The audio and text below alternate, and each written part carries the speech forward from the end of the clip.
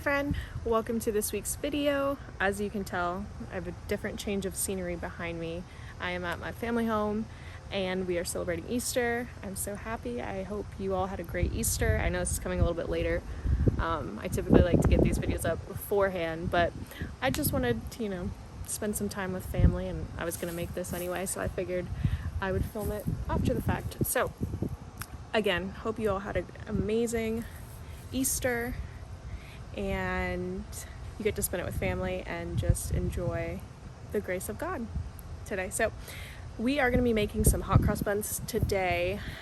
We did a little bit of Easter egg dyeing and then opened our baskets. My mom still does that for us and it's really sweet, and just enjoyed some quality family time. So once again, hope you all had a great day, and let's get right into the video. So like I said, we are moving right along with all the Easter festivities. I started dyeing the eggs in a very peculiar fashion. Normally I am very strategic when it comes to dyeing these eggs every year, but my mom got different colored eggs. We typically get the white ones, but she didn't buy them this year. So we got brown, and I just didn't know what to do with them, if I'm honest. I didn't think they would hold any color whatsoever. So the first one, you can see I'm just literally dropping it in every single color, hoping something comes of it. And then Brian told me to just drop an egg in each one and then kind of see where it goes from there. So that's what I'm doing. We have 5 left over. I did the first 5. There was 10 in total, and then Brian grabbed the last 5. So when you see the final product, that's how it all came about. I have these first 5 here, and then those are the final ones that you can see. Moving right along, we are going into some hot cross buns. Looking back, I think I actually used an Americanized version, which is totally fine. I mean, there's no right or wrong recipe to go after, but I was aiming for more of like the traditional kind. So if I did this recipe again, I would definitely try to look for one that has the cross within the dough itself versus adding frosting at the end. But it was a good trial run for the first time. I think it definitely added to it. I mean, it was something I wanted to do, and I was glad that I was able to make it and give it to my family on Easter. It was a fun little treat. But as you saw, I just put, I believe it was a cup of steaming hot water into the raisins, either half a cup or a full cup of raisins that we're using here, and then putting that to the side. You can still see it steaming there, so it can kind of like, I guess, dilute or get rid of any additives on the raisins itself, so when it bakes it's not, full of moisture, number one, and any added things that might have went through the raisins as a whole, or might have just slipped in with the raisins.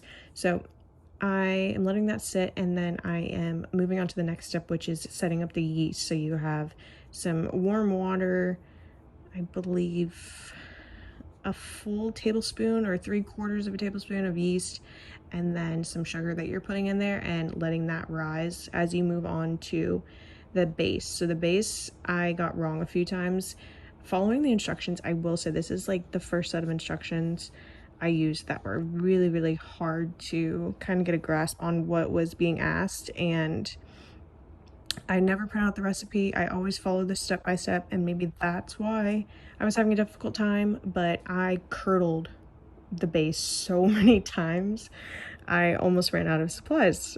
So taking the instructions with a grain of salt, of course, and then just referring back to the pictures is what really helped and got me to understand that the butter needed to be put in first along with the milk. I put the sugar in first, like it said, with the milk versus butter, milk. So that's where I was getting wrong, and it came out super chunky and kind of gross. So word of the wise, if you're going to follow this recipe, definitely put it in the butter first, followed by the milk, so that way they can get melted together nicely before you add something that would thicken it.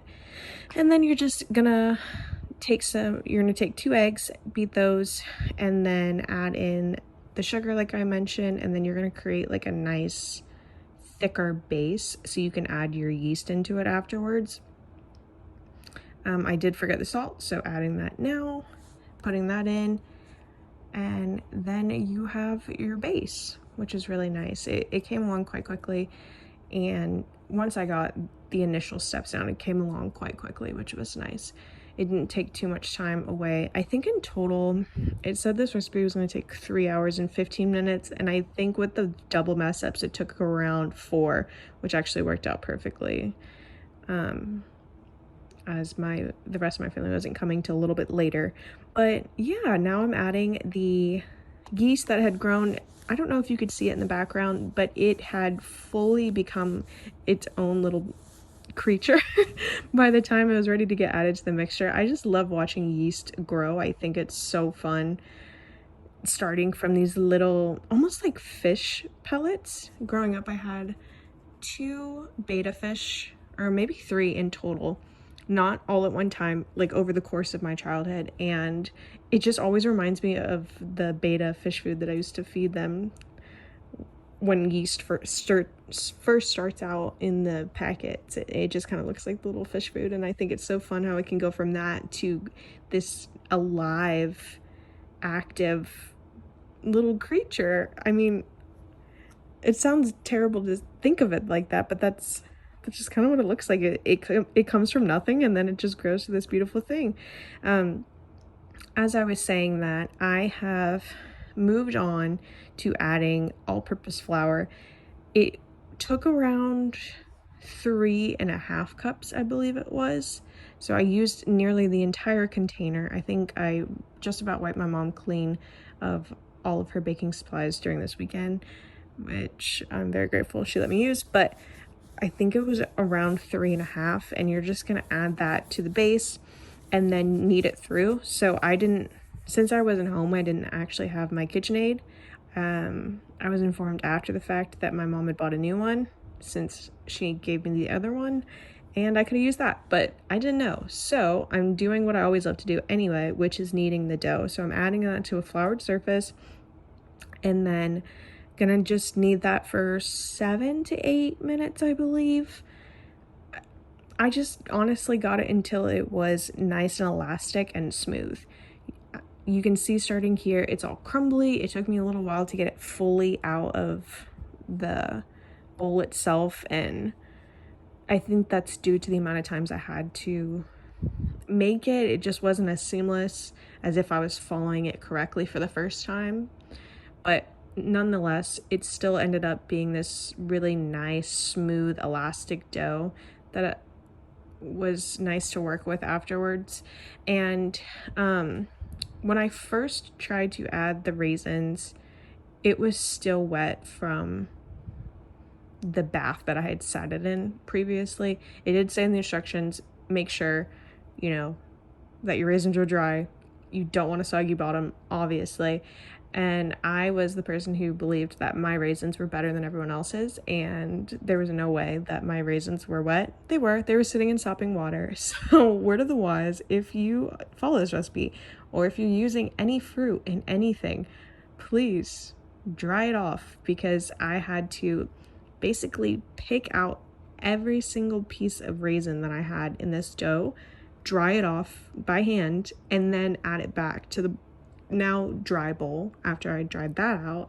And then I had wet, kind of sloppy dough after this. It doesn't show, but it's a little bit less ideal, and I think it might have played into the final bake that we got, which again, first time bakes are not always going to be perfect. You're not going to come out the gate swinging or have a 10 out of 10 experience every time, and I know that going in. I think that's okay. I think more than anything, holidays are meant to be spent with family and friends, and I think it's so important that you take the time to really put your love and effort into those people, because baking is awesome, sewing is awesome, making things is amazing. I love it. It's so much fun. It's honestly the highlight of my day. It makes me so happy. That's where I find the most joy, and that's why I do it, and I'm so glad that you all are enjoying it as well. But at the end of the day, like, that's always going to be there, and your family and friends might not. And I know that sounds really morbid, but I've just seen it so many times in my life that I just wish I had spent more time with that person, and now I can't anymore. So if you get anything from this video, number one, dry your fruits, please. And number two, just, you know, take some time to detox or take some time offline and really spend time with the people that you love. If there's someone you haven't talked to in a really long time, call them. Tell them you love them or you're thinking of them. Text them. If you're not a caller, I'm not a caller. Calling freaks me out. I get anxiety from it. It gives me some kind of little extra anxiousness in my body whenever I think about having to call someone. Text them. Send them a Snapchat. DM them. Whatever it may be. If you're thinking of a friend that you haven't talked to in a while, or just a family member you haven't spent a lot of time talking to previously, reach out to them. Let them know. Maybe they're waiting for you to reach out to them because they didn't think that you guys were on good terms. Not sure. Whatever the situation is, I encourage you to do that today. And then definitely try this recipe out and let me know how you get on. Okay, now I am putting this in the oven. It's gonna bake at 375 for 15 to 17, but mine actually took near 22 minutes. I'm not at home, so the oven's different, the temperature is different, as well as external things that I have no control over. Being in a different state is different, and I just took that into account, and I just let them bake to that golden brown that I needed them to be, and I worked on the frostings. So now I'm just adding this to a Ziploc bag. I wish I had piping bags. I don't. I just used what I had in the moment, put them in a piping bag, kind of cut off the tip, and then add the crosses on. So now I'm pulling them out of the oven. After 20 to 22, I think, minutes, it ended up being clocked at. They're a really nice golden color that I'm really happy with. I'm just not happy with the way that they were baked. Most of the things that I talk about is creating that space for the bakes to actually expand, but nothing in this recipe said where to score anything. And I don't know if that comes into play with creating the crosses within the dough itself, and that's how you prevent it from making its own space to grow, or I just read something, or it was just omitted entirely in the recipe. I'm not quite sure, but it didn't ruin the day. People still enjoyed them. I enjoyed making it, and I just wanted to show you guys what I did for Easter, and hopefully you all had an amazing Easter and you got to spend time with family and got to celebrate in what today is. I will see you all in next week's video.